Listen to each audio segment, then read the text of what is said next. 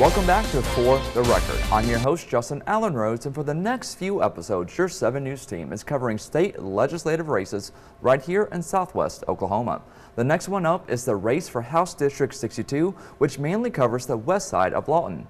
For this race, Republican Daniel Pae is going up against Democrat Allison Alfield, and I spoke with both candidates about education, taxes, Ryan Walters, healthcare, and much, much more. So here is my full conversation with Daniel Pae. You can find my interview with his opponent, Allison Alfield, in the very next episode. Daniel, this is not your first time running. You first won in 2018, and you've won some re-elections before then and now. But for those first seeing you, first time maybe hearing from you, tell those viewers who you are as a person. Well, thank you for the question, Justin. So I'm Daniel Pae. I'm the state representative for District 62, which covers West Lawton. I've been in office for 6 years now. And I'm a native Lawtonian. I was born and raised in Lawton. My mom and dad immigrated from South Korea in the 1980s, and I think they're a fantastic example of the American dream. In 1989, they decided to go into the dry cleaning business, and they've been doing that ever since on Sheridan Road, right south of Fort Sill. So growing up in that environment, I met lots of soldiers who've come here because of Fort Sill. And I think what makes us unique compared to the rest of the state is that we're a military community, and we're very mission-focused and mission-driven. And all through school, Hugh Bish, Thomason, Lawton High, met lots of friends who had moms and dads serving in the U.S. Army. So I enjoy growing up in that type of environment. Went to school at the University of Oklahoma for 4 years. I initially planned on becoming a physician, and then after much prayer and consideration, I decided to change direction. And student government's where I fell in love with the public policy making process, the notion of public service. I actually met my good friend of this day, John Michael Montgomery, that way. I know he's no longer in the legislature, but that's how we first crossed paths, and had the honor of being the student body president at OU. I interned for John when he got elected to the House, interned for Congressman Tom Cole in 2016, and I decided to move back home to Lawton. You know, we talk about the brain drain oftentimes with young people moving elsewhere, and I've got many friends who are living in Dallas right now and other metropolitan areas, but I felt called to move back home to Lawton. And I started working in the city manager's office as an admin assistant, and I truly thought city government was where I was meant to be. And John decided to run for Senate in the 2018 election cycle, and he strongly encouraged me to think about running for this House seat. So I took the plunge, and I was just fresh out of college, but I felt called to serve. And I do believe, even to this very day, we need young people in government.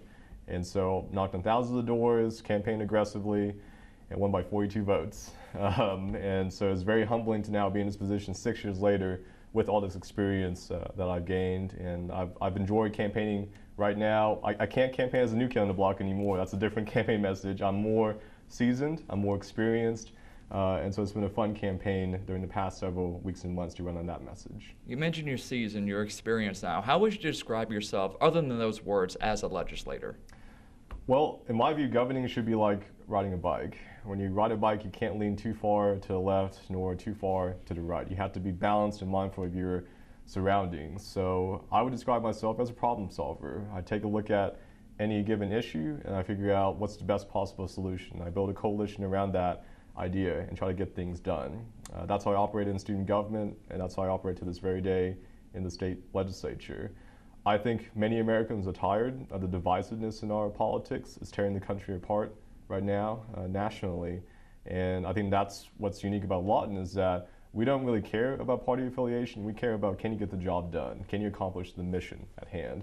And that's how I've governed the past 6 years. And I'm very proud of the fact that I've got good friendships on both sides of the aisle at the Capitol, and I've got broad support within the district. And I've confirmed that just based on the number of doors and conversations I've had at people's houses. And I thank all of them for their welcoming feedback, as well as the many bottles of water, especially in July and August when it was a little hot.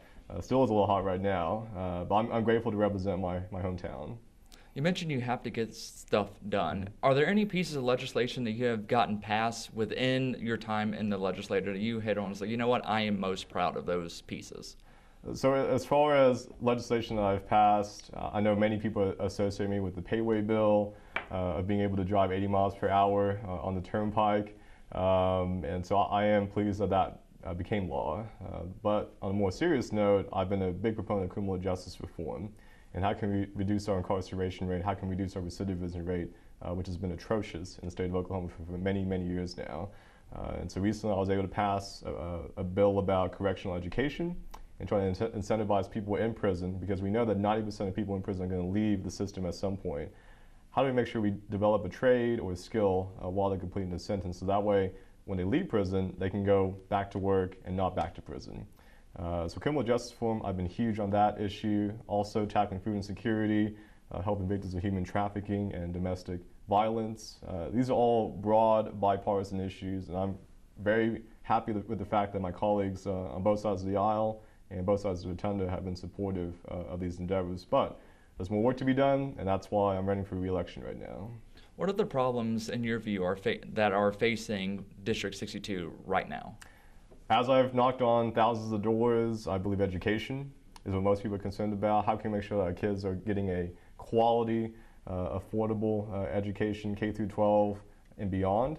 And that's an issue that we've been steadily working on since I've been in office, making sure that teacher pay is competitive, making sure that classrooms have the resources that are needed for success, those sorts of things. In addition to education, I would say affordability. I'm a renter right now, and I hope to be a homeowner one day, but I recognize that for those in my generation, it's challenging to save up for a down payment, to make a steady salary, to pay for a mortgage. So the affordability crisis we're facing in Oklahoma and across the country, that's something on top of mind. And then finally, just quality of life for economic development. Can we make sure we get the high quality, high paying jobs here in Lawton, Fort Sill, so that families can be raised and that our generations to come will be empowered for success? Those are all the issues I've heard directly from voters. Let's hit on some of those issues, starting with education. Oklahoma was ranked 17th in education, I believe, in 2011. And now a little bit over 10 years later, we're 49th, next to last in education. How do you think we got into that point in our educational system? Well, in the 2010s, before I got elected, there were massive budget shortfalls. And so there were tremendous cuts to core services made, including to public education. And then in the late 2010s, you had a significant shift in the legislature with many incumbents ousted in the cycle that I came in, and we were to reverse that trend and make sure that we're investing in education. Because I do believe that every dollar you can put toward education is an investment, not an expense. It's a down payment, if you will, for our future generations to make sure that they are thriving and growing and successful. So we've done our part. Now that, like I said, there's more work to be done in terms of keeping up with regional pay for teachers. I think right now with technology, specifically with artificial intelligence, there's tremendous opportunity for us to incorporate that into our classrooms and schools. And so I wish we were having those conversations about educational issues, but of course there is other issues that have come up. I'm sure we'll talk about that in a minute. No, of course, but before we get to, I guess you can say, the elephant in the room, Ryan Walters. Let's talk about what can be done to turn the ship around. You mentioned some things right there. You mentioned how an increase in funding for education, among some other things. But go into it a little bit deeper. What can be done to turn the ship around for Oklahoma's public education system? Well, and first of all, Ryan Walters has come up frequently in the conversation I've had with Republicans, Democrats, and independents. The question that I've been asked many times on the doors is that, how are you keeping him accountable? And this past summer, when all the reports, and thanks to also your station in part, came about with what's going on in the State Department of Education, many of us signed on to a letter calling for an investigation into the finances at SDE. And I was one of the representatives to sign on to that letter because I do believe in accountability. And I believe in making sure that our taxpayer dollars are being used prudently and legally. And now with our Legislative Office for Fiscal Transparency, LOFT, there is going to be an investigation, and there's a meeting at the Capitol here in a few weeks to talk about SDE and its operations. So I'm glad that's happening. But the way that Superintendent Walters has conducted himself, it's been very disappointing. I've heard from many teachers who are on the fence about even continuing in the profession because a lot of his rhetoric, a lot of his actions have been very discouraging to the profession and the people in it. And there's no doubt about it, we have many good teachers in the state of Oklahoma, and we need good people to be in this profession, but they don't feel supported by the top of the leadership at SDE, and that's not helpful for the future of our state, particularly when it comes to workforce issues. And so I hope that with Superintendent Walters that he's learned his lesson. After this summer, with all the reports that have come about, it's time for a different approach. And I don't mind being the one calling him out. I've done many interviews with you and other folks at KSWO just about all the things that have happened at SDE, and that's our job as state representatives, to hold our counterparts accountable and make sure that we have checks and balances in place. And I don't mind playing that role, and I'll continue to speak out and call it like it is. If his actions do not change, do you think you're still going to go down this path? Needs more investigation, more accountability for this individual? We will see. We still need to keep that option on the table. We're going to have the loft meeting here in a few weeks. We'll have budget hearings early next year as well. So there will be plenty of public opportunities to hold him accountable and to make sure that he's using our taxpayer dollars appropriately. But I wish we'd have more of a policy conversation, not just on one particular individual, because there are a lot of important issues facing our educational system right now that we can look into, whether it is technology or school security, things like that. There's so many areas that we can work on as a legislature. So let's speak on school security. The topic of school security seems to always be an issue, especially with the tragedies that takes place across the nation. The most current one happened in Georgia not too long ago. What can be done at the legislature to keep our schools safe? Well, we want to make sure that our schools are safe in the 21st century. No child should be going to school afraid for their lives, and no parent should feel uncertain about when their kid leaves their house, so they're not sure they're going to be back home in the afternoon when school is over. We need to make sure that is the America that we're living in moving forward. So as a legislature, we have established a pilot program to invest in school resource officers across the state of Oklahoma. So hopefully that funding will continue. And we're also investing in mental health resources for counseling services. Our counsel to student ratio as a state is absolutely horrible, and we need to make sure we're investing in that profession as well. But this is an issue that I conducted an interim study on with Representative Jacob Rosecrans and then Senator John Montgomery a couple years ago. And we've been having those conversations in the legislature. That's where, as far as the funding for SROs came about. And we need to make sure that we're continuing those investments to ensure that our schools are safe and secure. One of the things that passed this last legislative session that was one of the accomplishments for Kevin Stitt, Governor Kevin Stitt, is the doing away of the state grocery tax. Yep. Do you think the state is in need of more tax cuts? Well, it is a big deal that we're able to cut the grocery tax like we were. That's the single biggest tax cut in our state's history, and it's going to help with the current inflation and cost of living crisis we're facing. And I know many voters right now, that's something that they bring up constantly, is the state of the economy. And how can we fix it? There's only so much we can do at a state level. Federally, Congress and the President need to make sure they're doing their part. But I'm glad that we took action on the grocery tax. As far as additional tax cuts, more than likely we're going to face an economic downturn in the coming years, and that's going to negatively affect our budget. Now granted, we do have tremendous savings, close to $5 billion right now, and that's thanks to good fiscally responsible budget decisions we've made the past 6 years. However, right now, I would say let's see what the impact of the grocery tax cut is going to be. My understanding is that the government is going to push for another income tax cut. We'll have those conversations and see what happens. But we need to make sure that before we make any other decisions, we take into account what's going on right now. I will say, I know his ultimate goal is to have a zero income tax level, just like Texas does. But I would remind him and others that Texas also has a very high property tax. So yes, we could take our income tax level to zero, but we have to make up for that somewhere else in our budget. So I would not be in support of that drastic of an action where we go to zero just within the next couple of years. I think that would have dramatically negative consequences for our budget. But as far as additional tax cuts, I know he's going to push for it. He's got 2 more years in office. I anticipate this will be an issue for next session. And so how it's worded, how is proposed, I would like to take a look at that. But as far as a zero income tax cut, I would not be supportive of that specifically. How do you feel the tax credits for private schools are going right now? Do you feel that is going the way that has been intended? I believe there are many families who decide to sign up for that parental choice tax credit. I've met quite a few of them when I've been knocking doors who are thankful that they have that additional resource. So it seems like the demand is there. And that's another conversation I'm sure we'll have next session as far as if the demand continues at the pace it does, do we need to revisit the tax credit next section or beyond. But overall, it seems that many families are utilizing it. And ultimately, when it comes to education, we need to make sure that parents are involved in the process, that they have a voice, they have input when it comes to deciding what the best possible educational path looks like for their child And so I'm glad we're able to have that conversation and get something done in the previous sessions. Rural healthcare is another huge thing, especially around these parts.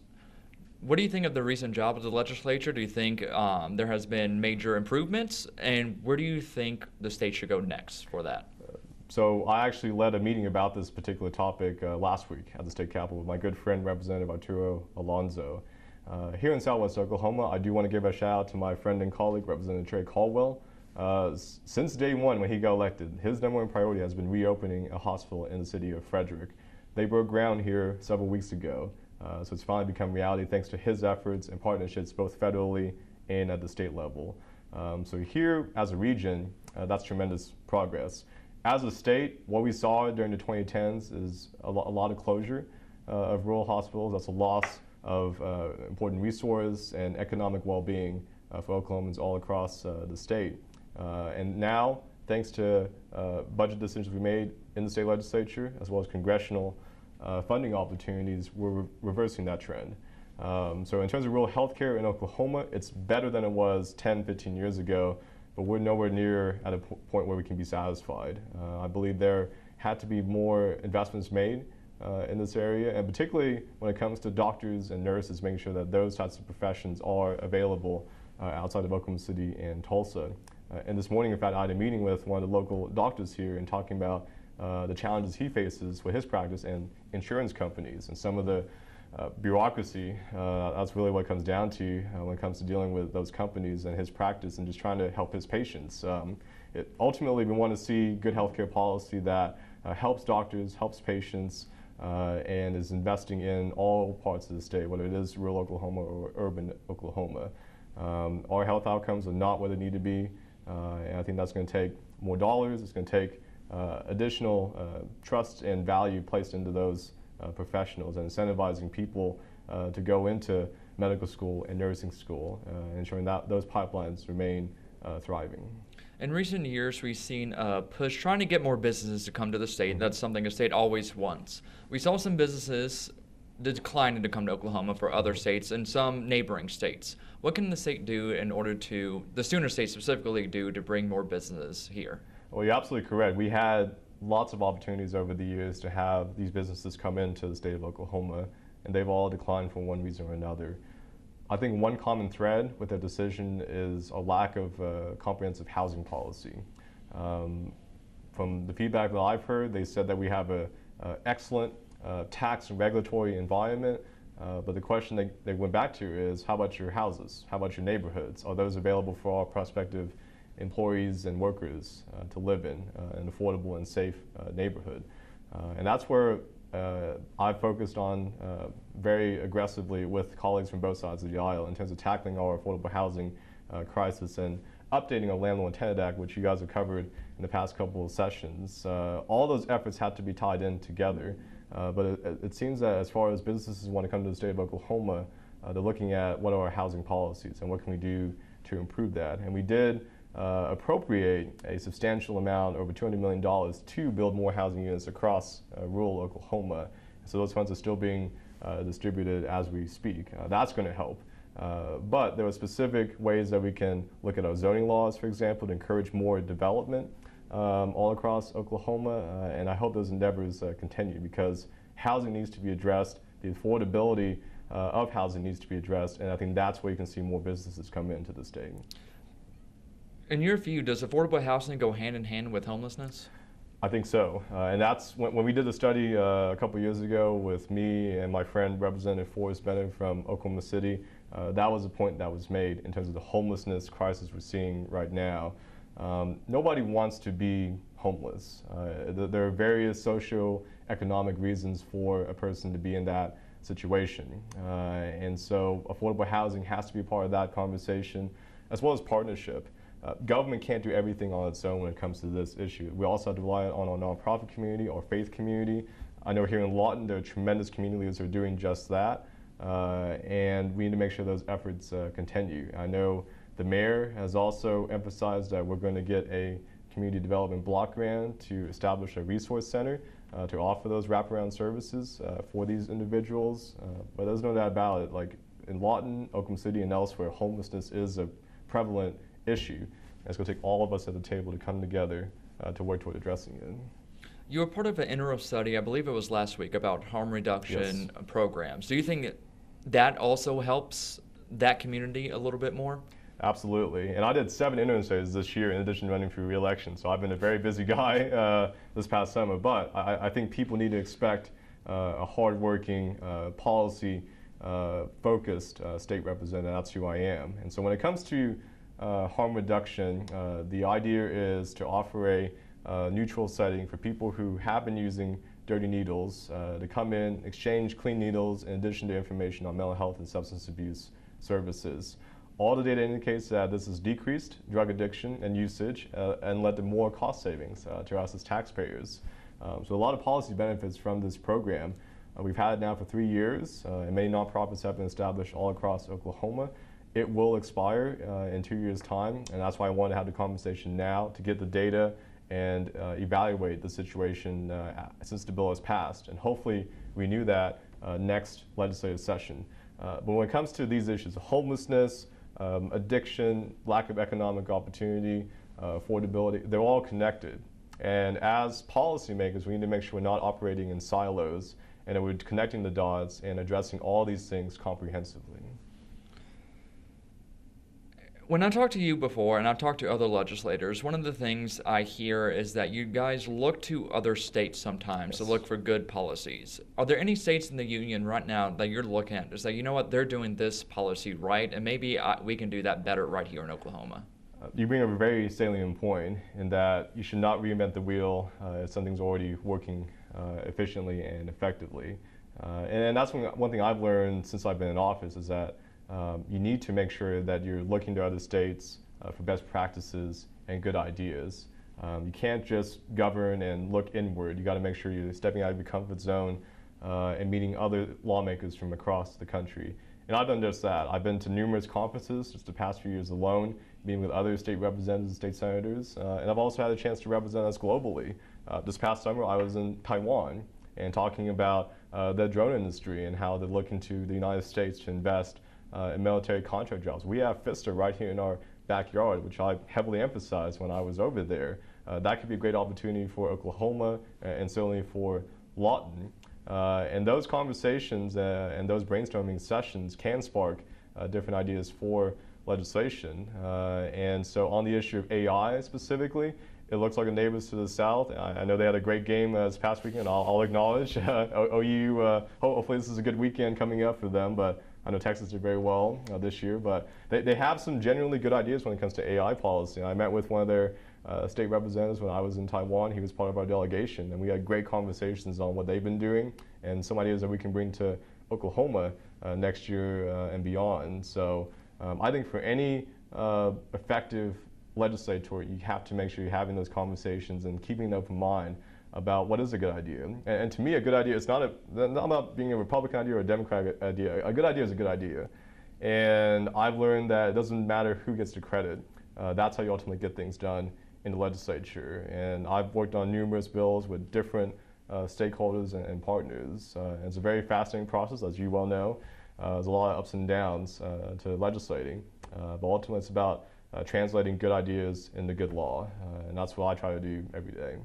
Negative partisanship is the idea of hating somebody else because they're the opposite political party. A lot of people say this is rampant throughout the United States at this point in time in our history. Do you think it is negatively affecting, the idea of negative partisanship is affecting the state of Oklahoma and its politics? Absolutely. And I don't believe that you should slam the door on someone's face, literally and figuratively. And that's unfortunately where we are as a country. Thanksgiving is coming up in about a month, and I know it's sad that there'll be families across the country where their tables and chairs will be empty because politics has destroyed friendships and family relationships right now. And so the holidays are no longer what they used to be. That's one example of how negative partisanship has totally affected our society. I think you can look at social media, you can look at the prevalence of the 24/7 cable news cycle. But I hope we get to the point where we can have civil conversations with each other. We're not going to agree on every single issue. That doesn't mean the other person is stupid and evil. But that's where we are right now as a society. And I've got friends on both sides of the aisle, everyone from super liberal to super conservative, and we have great debates, and we're still friends at the end of it all. And we can agree on the overall goals, we can disagree on how we get to that point, and that's where governing comes in. We have to work together, and we've got to make sure that we preserve that ability to see past all this hateful rhetoric and find common ground. If you look at national security officials, they always point to, as far as the biggest domestic threat to the United States, it's not about a foreign adversary per se, but it's about hyperpolarization and the point where we can no longer collaborate in government, and we become so gridlocked, which we're seeing now in Congress, where passing a budget, it's an uncertainty. And that shouldn't be the case, where you don't really know if Congress is going to pass a budget and you have continuing resolutions and all those sorts of things. But at the end of the day, I believe we need to see past each other as Democrats and Republicans. We got to remember that we're all Oklahomans, we're all Americans, and we're all Latonians. And I think if we get to that point, we'll be much better off. Is there anything else you'd love to tell or like to tell the voters before going to the polls? Well, number one, I hope everyone does vote, whether it is by absentee, early voting the weekend before, or on Election Day, November the 5th. We have a very low voter turnout as a state, and so I hope to see those numbers go up this general election. What I'll say is that in politics, there are two types of politicians. You have workhorses and show horses. And for the past 6 years, I believe I demonstrated that I've been a workhorse, someone who gets down to the details on policy, who tries my best to be accessible and approachable to my constituents, and who's done his best to represent nationally and globally, and telling the story about Lawton Fort Sill, which is where I grew up. My mom and dad are still here. It's home. And I haven't been perfect. No human, no elected official is, but I've done my best to try to be Lawton's public servant. And so the fundamental question I would ask to the voters is, when they go to the polls, why change horses midstream? Well, you got a really good workhorse right now who's got experience. We're going to have leadership changes in the House and the Senate. With term limits in Oklahoma, can only serve 12 years. I've done 6, so I'm halfway through. I've got all the seniority now. I've got all these great relationships at the Capitol and elsewhere. And I'm ready to continue serving for 2 more years if reelected on November 5th. All right, thank you, Daniel. Of course. I appreciate you. Yeah.